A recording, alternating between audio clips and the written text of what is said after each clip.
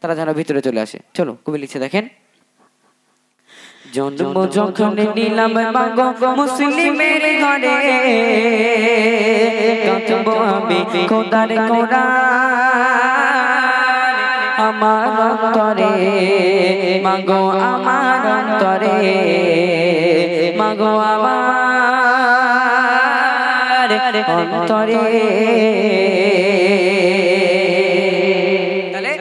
সেই ছোট্ট সন্তানটি তার আম্মাজানকে বলেছিল কি, যে আমার যত খেলার সাথীরা রয়েছে তারা সবাই মাদ্রাসায় পড়ে, তুমি আমাকে একটু মাদ্রাসায় ভর্তি করো। এই কথাটা যখনই তার আম্মাজানকে বললো, সেই আম্মাজান সেই ছোট্ট শিশুর হাতটা ধরে নিয়ে চলে গেল কোথায়, সেই মাদ্রাসায় গিয়ে দেখছেন কবি কি লিখছে দেখেন, মাগো তুমি এইটুকু আজ করো গো দুয়া,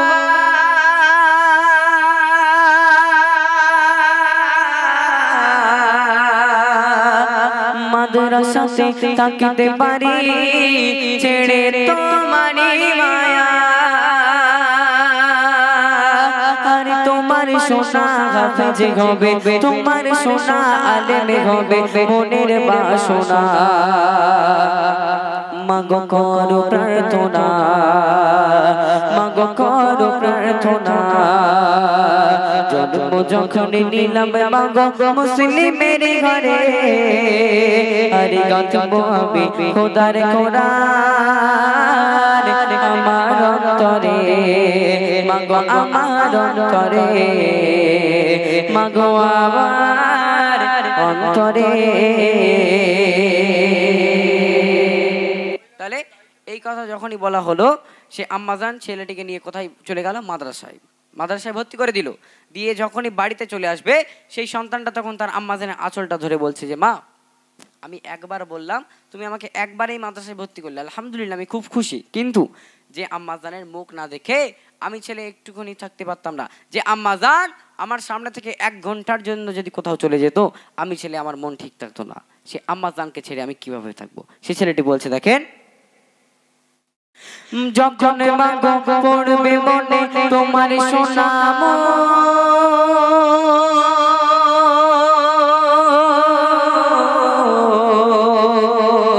আরে পড়বো তখন মধুর কোরআন ভুলে যাবো, যখন মাগো পড়বে মনে তোমার সোনা পড়বো তখন মধুর কোরআন ভুলে যাবো। আরে মাগো তুমি খোদার কাছে, মাগো তুমি খোদার কাছে করো প্রার্থনা, মাগো করো প্রার্থনা, মাগো করো প্রার্থনা।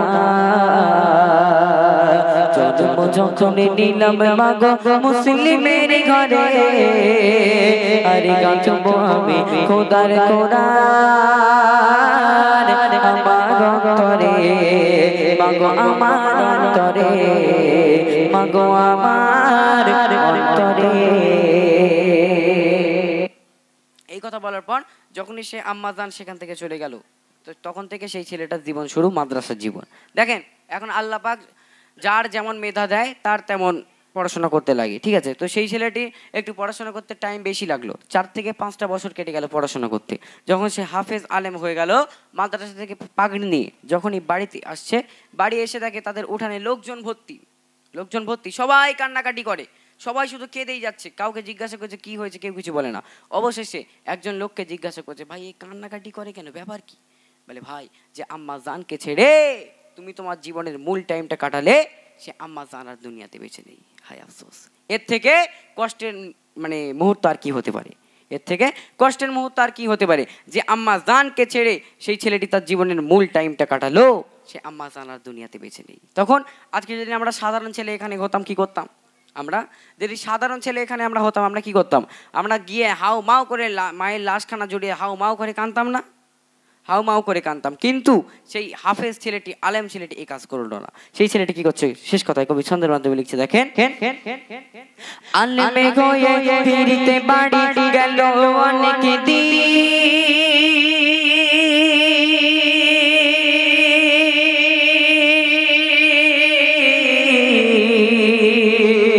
আরে হঠাৎ মায়ের উঠলো মেজে শেষে বিদায়,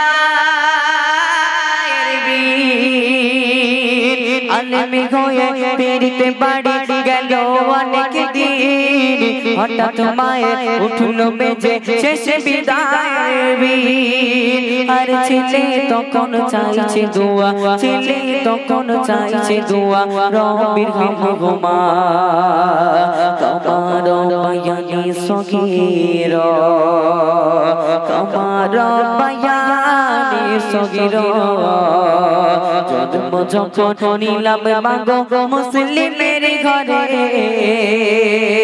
আরে কাঁদবো আমি খোদার কোরআন আমার অন্তরে মাগো আমার অন্তরে মাগো আমার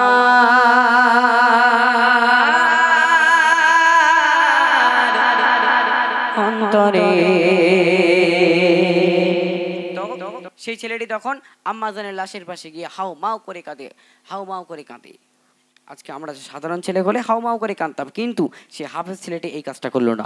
হাফেজ ছেলেটি আম্মাজানের লাশের পাশে গিয়ে দু হাত তুলে দোয়া করছে রব্বির হামহুমা কামা রাব্বায়ানি সগীরা। আল্লাহ পাক আমার মাকে তুমি জান্নাত নসিব করো, আমার মাকে তুমি কবরে ভালো রেখো, তাই না? তো শেষ কথায় আমি ছোট্ট এমডি মাসুদ ইসলাম যা গজলের মধ্যে ভুল ত্রুটি লিখেছি শেষ কথা একটু শুনবেন। কবি লিখছে দেখেন, মাসুদ আমি চাইছি দোয়া খোদার দারে